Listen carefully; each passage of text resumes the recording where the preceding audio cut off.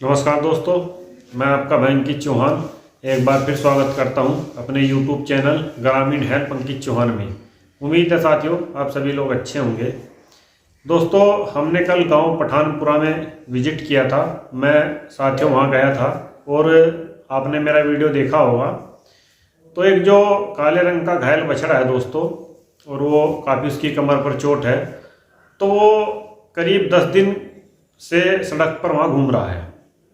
दोस्तों, वो लावारिस है और जैसी उसकी हालत है, इतनी सर्दी है, तो मैंने इस संबंध में कल दिनांक 24/12/2022 को दूरभाष पर एसडीएम महोदय भेट को फ़ोन किया था और उनको मैंने इसके बारे में बताया था।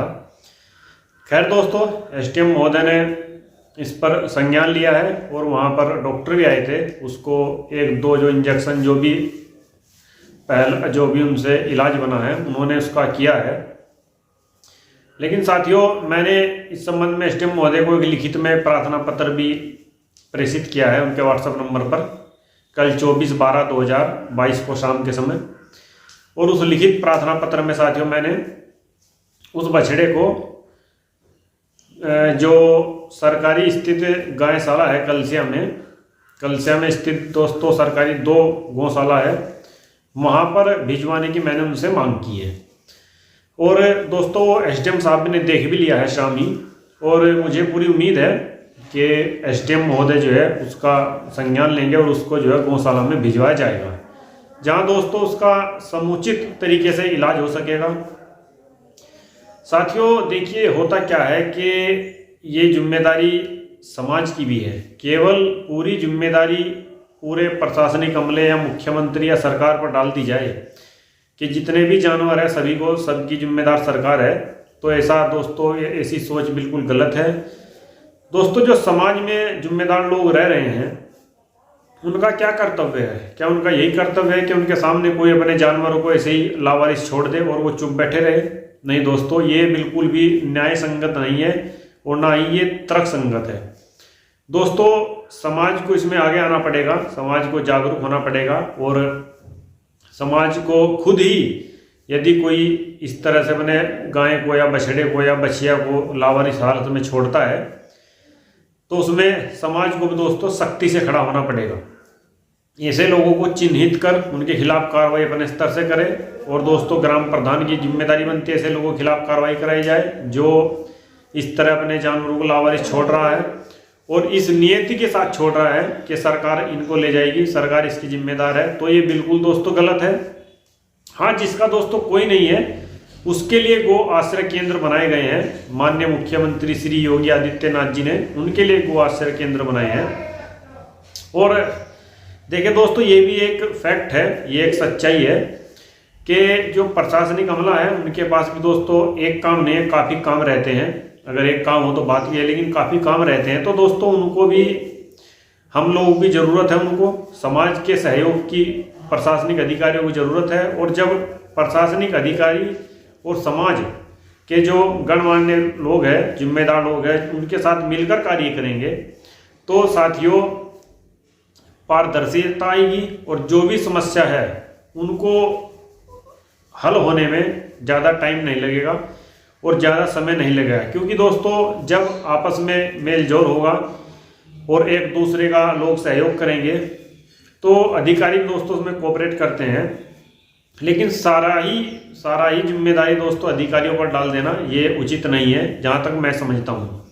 रहा सवाल दोस्तों इस बछड़े का, तो मैंने एक जिम्मेदार नागरिक होने के नाते, एक सामाजिक कार्यकर्ता होने के नाते दोस्तों, मैंने उस बछड़े के लिए जो मुझसे हुआ मैंने वो किया है। मैंने एसडीएम साहब को फ़ोन करके बता दिया है, उसका फ़ोटो भेज दिया है दोस्तों, वो भी एसडीएम साहब ने देख लिया है। और लिखित में दोस्तों मैंने उनको भेज दिया है लेटर के मान्यवर इसको जो कलसिया में सरकारी गौशाला है वहाँ पर इसको भेजा जाए ताकि इसका समुचित इलाज हो सके और उसकी जान बच सके। तो दोस्तों, मेरी आप लोगों से भी यही उम्मीद है कि आपके भी घर में यदि कोई बछड़ा या गाय है जो दूध देना बंद कर दिया है या दोस्तों बूढ़ी हो गई है, तो साथियों देखिए उसे लावारिस हालत में ना छोड़े, ये बिल्कुल भी सही नहीं है। क्योंकि जब तक दोस्तों उस गाय से आपको लाभ मिल रहा था या दूध आपको पीने को मिल रहा था, तो आपने दूध पिया है और अगर उसके बाद आप उसे लावारिस हालत में छोड़ते हैं तो दोस्तों वो भी एक जीव है और उस जीव की भी आत्मा क्या कहेगी, ये मैं आप लोगों के ऊपर छोड़ता हूँ कि इस बात पर दोस्तों विचार करें। और खासकर साथियों हमारे सनातन धर्म के मानने वाले जितने भी लोग हैं, अब फिर मैं उस तमाम सारी बातें साथियों कहना नहीं चाहता, लेकिन एक झंडा उठाए फिरते हैं गौ माता के नाम पर कि हम ये कर रहे हैं वो कर रहे हैं, लेकिन एक गाय को या एक बछड़े को दोस्तों चारा नहीं डाल सकते और झंडा उठाने में सबसे आगे आपको ये लोग खड़े मिलेंगे। तो ऐसा ना करें दोस्तों, झंडा आप उठाइए, खूब उठाइए, लेकिन उस झंडे की जिम्मेदारी को बखूबी निभाइए भी। भगवान श्री कृष्ण दोस्तों गाय माता को सनातनियों के हवाले करके गए थे और गाय की हालत क्या है, आज सड़क पर पन्नी खा रही है, घूम रही है। तो ये गाय कोई इसकी जिम्मेदारी किसी और को नहीं लेनी है दोस्तों, इसकी जिम्मेदारी समाज को ही लेनी है और समाज को इसमें आगे आना है और खासकर सनातनियों को आगे आना है। तो मेरी तमाम लोगों से रिक्वेस्ट है और मेरी एक विनती है कि जो भी जानवर लावारिस हालत में घूम रहा है उसको अपने स्तर से भी दोस्तों ग्राम प्रधान की मदद से पकड़वा कर सरकारी गायशाला में भेजिए, संबंधित जो भी गौशाला है वहाँ पर भेजिए, और ताकि दोस्तों वहाँ सरकार ने इनके खाने पीने रहने की सारी व्यवस्था की हुई है, तो इनका जो जीवन है वो जीवन यापन इनका एक सम्मानजनक ढंग से हो सके। क्योंकि दोस्तों जो लावारिस होते हैं वो एक से दूसरे दरवाजे पर जाते हैं तो कहीं डंडा पड़ता है, कहीं कुछ पड़ता है, तो ये तो बिल्कुल भी दोस्तों उचित नहीं है। तो इसलिए दोस्तों मेरी सभी से रिक्वेस्ट है कि इसमें आप लोग आगे आइए और जो भी इस तरह के जानवर घूम रहे हैं तो सभी को प्रशासन और ग्राम प्रधान और समाज के जिम्मेदार लोगों की मदद से उनको गौशाला में दोस्तों भिजवाया जाए। ये केवल अकेले प्रशासन के ऊपर डाल देना ये सही नहीं है। तो साथियों उम्मीद है वो बछड़ा तो अभी दोस्तों ग्राम पठानपुरा में खड़ा है और मुझे उम्मीद है आज या शाम तक वो जो बछड़ा है वो सरकारी गायशाला में भेंट पहुंच जाएगा। कल से जो गौशाला है वहाँ पर उसको पहुँचा दिया जाएगा, क्योंकि दोस्तों मैंने लिखित में एसडीएम साहब को भेज दिया है और एसडीएम साहब ने उसको देख भी लिया है। तो साथियों ये जानकारी थी और ये मेरी एक निजी राय है, मैंने आपके सामने रखी। मैं किसी के ऊपर दोस्तों कोई बात या कोई राय थोपना नहीं चाहता।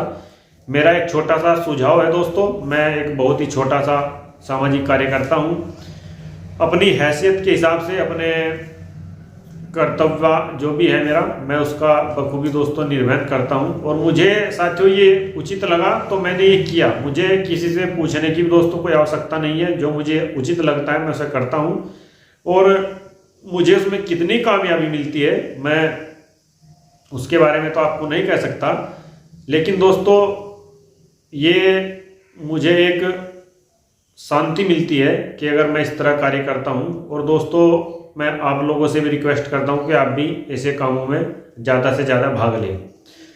तो साथियों वीडियो काफ़ी लंबा हो गया है और चर्चा के लिए तो दोस्तों बहुत कुछ है, लेकिन फिर किसी दिन मुलाकात होगी। और साथियों यदि आपको मेरा वीडियो अच्छा लगता है तो मेरे वीडियो को आप शेयर कीजिए और हमारे चैनल ग्रामीण हेल्प अंकित चौहान को आप प्लीज़ दोस्तों सब्सक्राइब कीजिए। और दोस्तों आप हमें कमेंट बॉक्स में बताइए, इस तरह की कोई भी समस्या हो तो आप हमें कमेंट करके बताइए। और साथियों मेरे व्हाट्सअप नंबर 70 17 24 49 20 पर आप व्हाट्सअप के माध्यम से बताइए। मैं साथियों आप सभी लोगों के साथ कंधे से कंधा मिलाकर खड़ा हूं और दोस्तों एक जिम्मेदार नागरिक होने के नाते जो भी समाज में इस तरह के कर्तव्य हो रहे हैं, जो भी इस तरह का कृत्य करता है, तो उसके खिलाफ भी हम लोग खड़े होंगे। तो फिर आपसे मुलाकात होगी दोस्तों किसी दूसरी वीडियो में। मैं हूं अंकित चौहान, यूट्यूब चैनल ग्रामीण हेल्प अंकित चौहान से। आज मैंने अपनी एक मौलिक ड्यूटी का पालन किया है दोस्तों, और जो हमारी एक ये संवैधानिक ड्यूटी है दोस्तों, ये भी एक फंडामेंटल ड्यूटी है, तो इसका भी मैंने आज पालन किया है। और दोस्तों हम लगातार ऐसे ही वीडियो बनाते रहेंगे और आपसे लगातार संपर्क में रहेंगे। तो दोस्तों सादर नमस्कार।